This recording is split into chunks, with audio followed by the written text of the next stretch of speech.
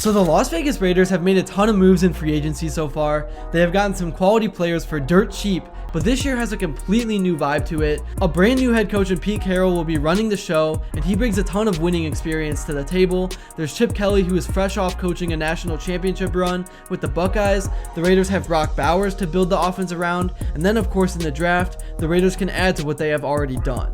So it feels like we are starting to see some of the suffering unfold and turn into success. I'm not saying the Raiders are going to jump right into Super Bowl or even playoff contention in 2025. Obviously there is still a long way to go, but this is the first time in a while where things are headed in the right direction, so let's talk about it. But first, before I begin, I would really appreciate it if you would drop a like and subscribe. It only takes 5 seconds, plus you can always change your mind. We are on the road to 50,000 subscribers, and with your support, I believe that we can get there super fast. Alright, so to start off with the bad and the disappointing, Robert Spillane will no longer be a Raider. It's going to be tough to replace his attitude and what he meant and brought to this team, but with that, Landon Roberts is now a Raider, and the Raiders got him for a ton of value at just $3 million compared to the $37 million that Spillane was getting. So this opens up so much opportunity elsewhere, and Roberts is a dog. Roberts is ranked as the 22nd best linebacker in the NFL with a grade of 77.2. He is ranked 54th overall in pass rushing, and he is the 5th best run stuffer in the league. That is the impressive number right there, and he is going to address a major issue that the Raiders had last season. He made some big plays in Pittsburgh last year in the matchup against Vegas, and overall to me, this was just a quality pickup for a ton of value, but let me know what you guys think in the comments below. Another good pickup that the Raiders got was Jeremy Chinn. He's another one of those competitors that brings a ton of energy and tenacity to your football team. He is super versatile and is kind of like a human Swiss Army knife. And again, value. He is going to get paid about $16 million over the next 2 years, and according to Pro Football Focus, he's logged over 1,600 career snaps, nearly 1,000 more at free safety, and about 1,100 over the slot during his 5 NFL seasons. That should be a good fit in defensive coordinator Patrick Graham's system, as Graham likes to deploy safeties all over the field. But what is it that makes the former Washington Commander such a Swiss Army knife on the field?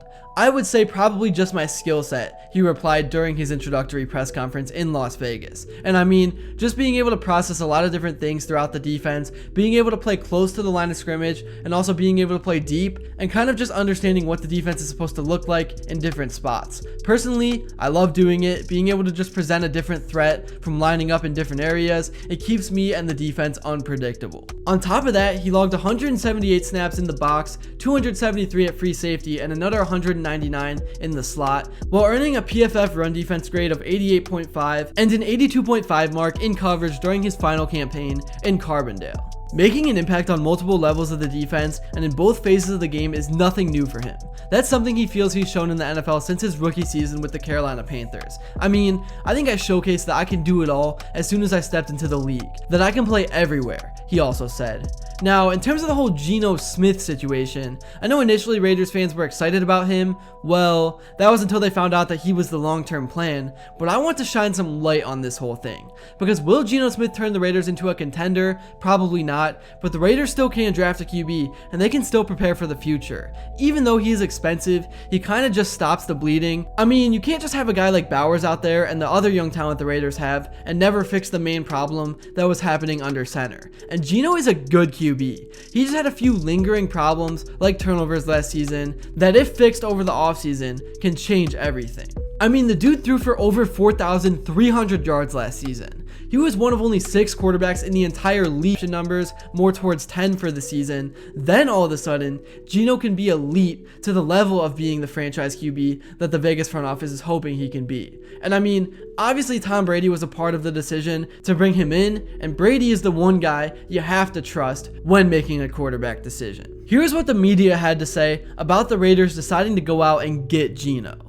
It's a new address. Geno is in Vegas. Wow. And I love this move for Las Vegas because it does not mean anything but flexibility and stability. What do I mean by that?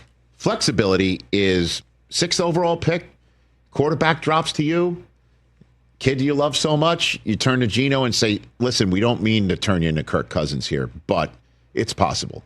Moving on, Pete Carroll said that he wants players that are all in with what Carroll, along with his team, is trying to bring to the franchise. And if you do not want to do things the right way, players will not find themselves on the roster. The past week for the Silver and Black has been all about making moves to fill in the holes that players from last year's team left by deciding to go elsewhere in free agency. Like I said, the Raiders played it really smart and got players without breaking the bank or putting their future teams in jeopardy. The new regime has a clear mindset on what they want to do, and they are executing it very well in my opinion.